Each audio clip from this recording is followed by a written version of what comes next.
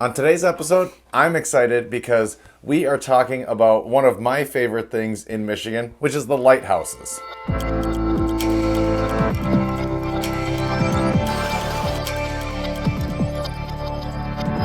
Over the last few years, I have traveled to maybe 50 lighthouses, and I did some research before I came here. All right. And in Michigan, at one point, there was 247. Okay. Now, what constituted a lighthouse way back in the 1800s was probably not exactly what we do today. It's not the big steel or brick building that stands at the edge of the water. It could have been as simple as something that legitimately was somebody's home that had a light on it to say, like, hey, there's shallow water coming up. What's the purpose of them? Well, today they're not used as much for visual line of sight. Some of the piers and some of the areas still use them functionally, but they're not necessary because of GPS. I like to think that they're almost like the castles of Michigan. They're some of our oldest buildings that remain from when they were constructed, and now we have just over 100 of them left. Some of them in better repair than the others, and there's a lot of historical societies that have been doing this. But this is what I wanted to talk about. I think they're cool. I'm terrible with dates. I'm terrible with names of all this stuff, but I like going to them for a few key reasons. One of them being, you're always going to get a good view at a lighthouse in Michigan because they're right on the edge of the water. Most of the time, they're attached to some sort of park or a spot that you can spend some time. There's not always a beach or a good swimming spot, but that's why I think of them more as like a Four Seasons kind of place. In the summer, they're great because you can go there. You can hang out by the water, just be outside. They always make for great photos. There's always somebody there getting engagement photos done, and it's super awkward. Or senior photos. Senior photos and engagement photos are the most awkward thing to see shot at a lighthouse. And then winter, if they're the ones that are on the edge of the piers, that's some of the most epic photography that people can take. Oh, yeah. Last weekend on Sunday was, what do they call it? Fool's Spring? Oh, yeah. Yeah. Like a 50-degree day. Yep. We went out to Grand Haven Pier, and there were hundreds of people walking that thing. And we started playing a game on who was the most ill-equipped to be out there. The winner was a guy in shorts. One shoe was a flip-flop, and his entire leg was in a knee brace, so he was on crutches. Yeah. And it was, like, depending on where you got, you had to be careful out there still. Even though it wasn't super icy, there was ice on one side of the pier, the other was the channel, and the waves were coming when you were out towards the front up onto the pier. So you had to really be careful. So that's a sketchy outfit to have on on the pier, especially this time of year. We thought that we had saw the worst, and it was a lady who had a pair of Birkenstocks, and she was walking like a toy poodle. We thought that had it, but when we saw the guy on the crutches, he definitely took the cake. So I wanted to go through two lighthouse tours, not tours, but like road trips that you can take that I think are worth it. And today we're going to be talking about the lower part of Michigan. So we're going to talk about the West Michigan, and then we're going to talk about the Thumb. Okay. Don't get me wrong, the UP, Northern Michigan, the whole East Coast, they have all cool stuff too, but we're going to talk about those Yeah, too. we'll talk about those at another time. Yeah.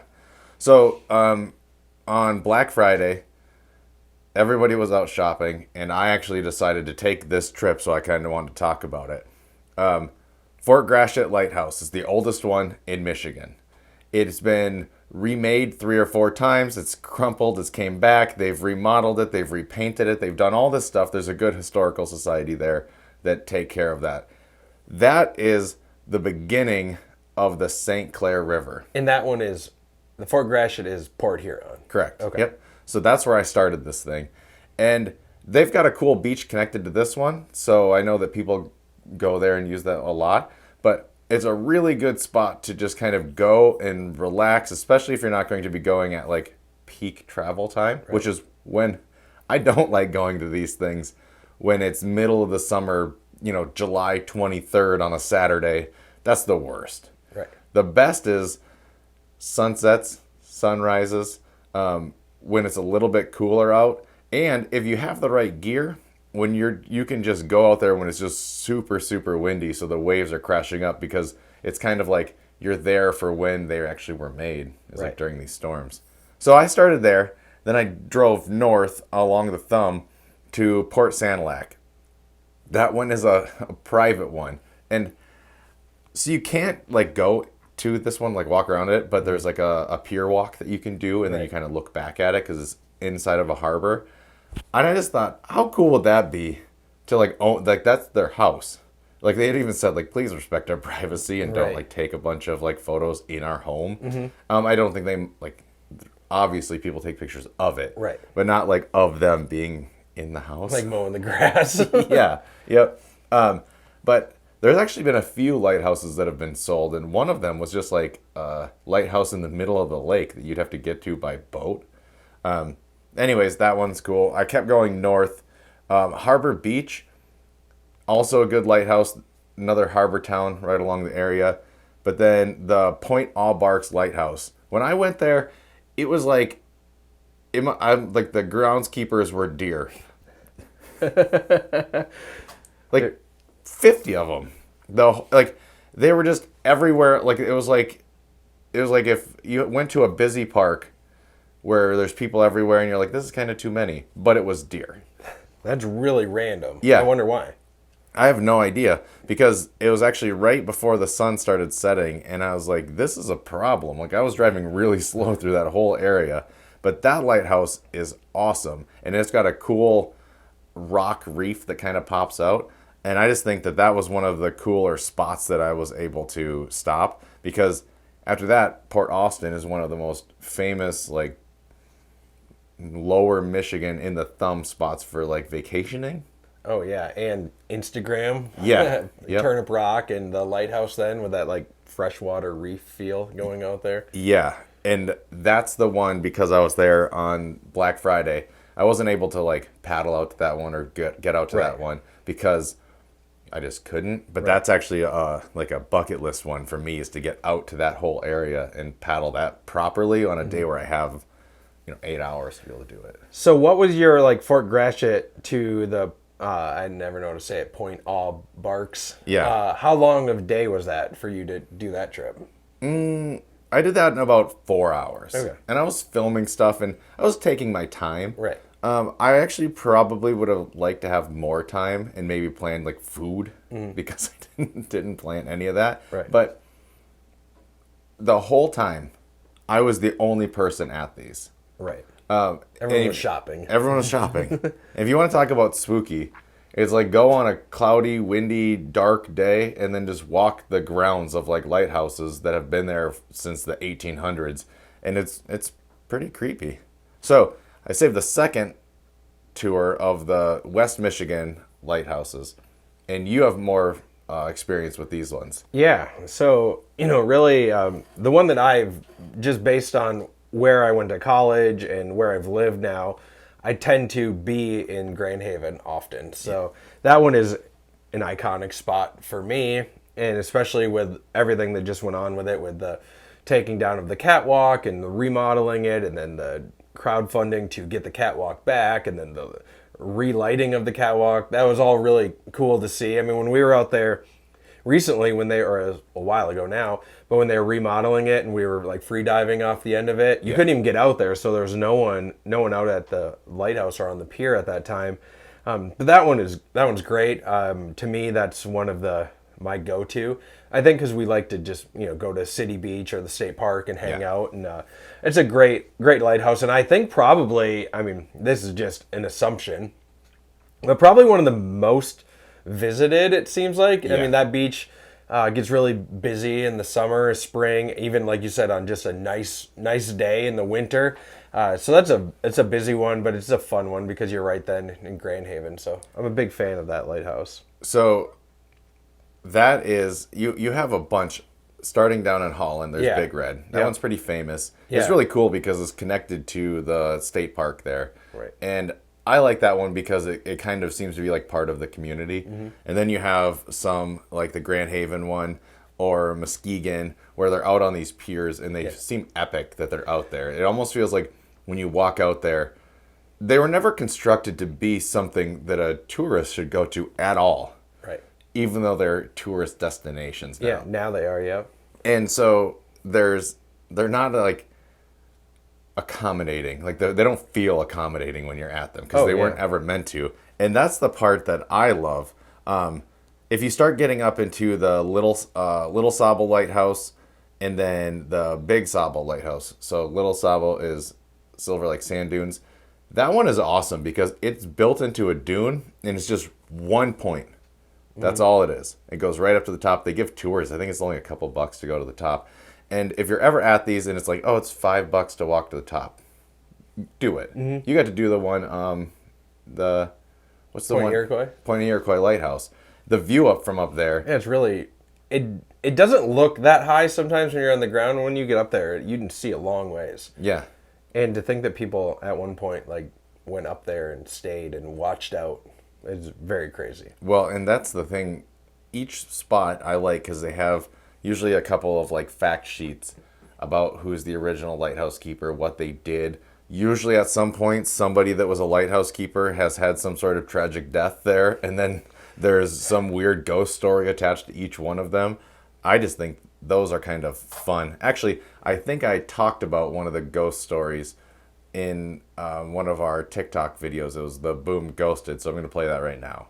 Whitefish Point. You got a 40-mile stretch of water littered with shipwrecks. Boom, ghosted. Iroquois Point Lighthouse. You built a lighthouse on haunted grounds in 1855. Boom, ghosted. Valley Camp. You turned a freighter with a haunted coal bunker into a museum. Boom, ghosted. Do you want ghosts? Because that's how you get ghosts. Then you got Big Sable Lighthouse. If you're in Ludington, this one's awesome because it's actually, you have to hike there. So I think they'll drive people out there if you can't. But it's a fun one because once you're out there, it feels the most epic out of those West Michigan lighthouses because it feels like a castle. It feels like it's got grounds. It's got the lightkeeper's house that's still there and is owned by some historical society or something like that. And they upkeep it. But then the whole thing has like a brick walk around the whole. It's a cool spot. Yeah, I've actually never been out to it. I've only been to the beach and to that area, but I've seen it in a distance. And I think last time we were out there, we didn't make the walk out there because we were doing some other stuff that day. So that's on my list of places to check out a little closer. I made a video about how I think that Michigan is worth sharing. And I was saying that I think that Michigan is worth sharing because you see in movies all the time how aliens attack New York or people fall in love in Paris. And it's funny because you watch a movie about Paris and somehow the Eiffel Tower is always in the background no matter what part of the city they're in. And I think that our most iconic things are the lighthouses. And I think that I said in the video that I think that Nicolas Cage would explore all of those like he does in National Treasure. I think that you could actually kind of base something around it because I find them interesting. And you actually are the person then who follows the freighters more closely. We're like two old men now. Yeah, that like definitely wasn't something we were into a while back. Freighters and lighthouses. I guess they kind of go hand in hand. One thing that I wanted to point out, jumping back to Muskegon for a second, is usually when I'm seeing that lighthouse, I'm at the deck, which means I'm having a good time. Yeah, right. Having a bunch of barbecue and hanging out outside. It means it's nice out, having some good food, and it's usually a nice summer day or spring day. So that's one of my favorite parts about that one.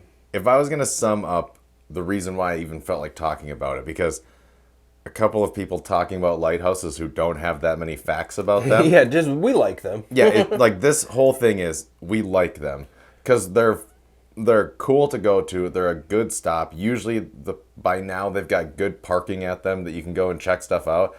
And if you just take a moment to take in the history just a little bit, you're going to gain a lot about like what Michigan was all about and why our freighters are still out there doing the thing that they had to do with these lights years ago. Right.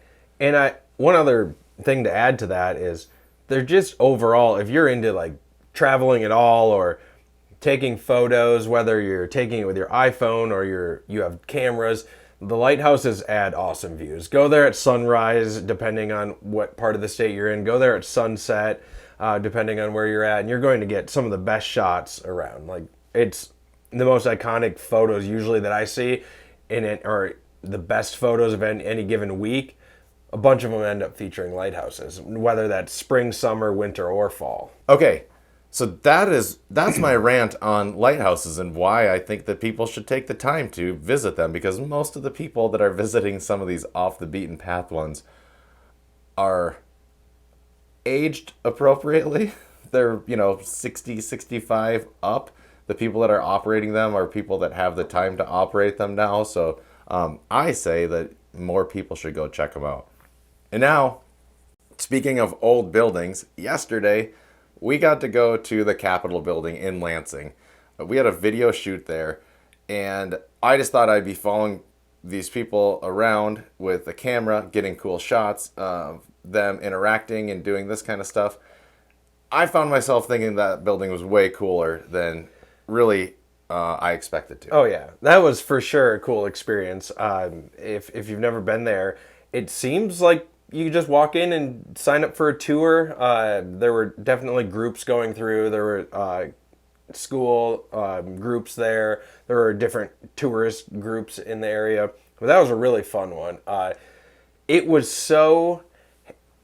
had so much detail inside of it, and that's what I thought was cool. New buildings are cool because I like modern stuff, but the really the details of like door hinges and doorknobs and lights. I think my favorite fact from the day was all of the chandeliers are so cool, and they have so much detail with these big bucks on them and shields, and they were made 2 years before the light bulb.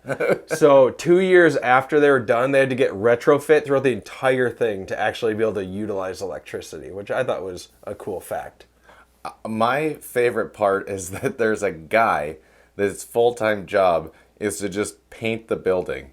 Not like just hiring a crew to paint a room. He goes around with a brush and hand repaints all the filigree and all the decor and all the different spots, because the entire thing is hand painted, and it's like you're stepping into a Renaissance painting when you're in there. So we didn't see that room, obviously. Yeah. But in my head, I pictured the room from Home Alone 2 that's above the theater when they go up and all the birds are in there, and it's like a storage closet. Yes. But there's windows, and they kind of hang out in there and talk about being friends and all of that. That's what I picture this guy's room being like. He's up there with paint all over, and he's just thinking like, all right, I need to go touch this up today. And he sometimes looks down at who's on the tours or what's going on the Senate floor.